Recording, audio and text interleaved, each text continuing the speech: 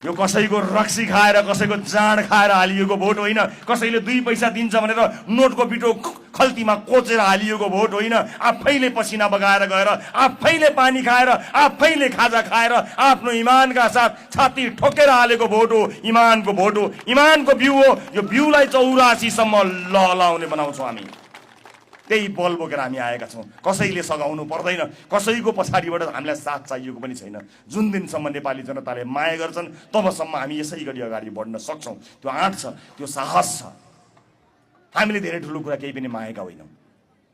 बस आजको युगमा पनि धनीका मान्छेले आफ्ना छोराछोरीलाई चाहिँ नि गजबको विद्यालय पढाउन पाउने, उनका भविष्य चाहिँ बनाउन पाउने, गरिबका छोराछोरीले गुणस्तरीय शिक्षा पनि नपाउने, यो फरक हुनको लागि के वादी हुनुपर्छ? कुनै वादी हुनु पर्दैन।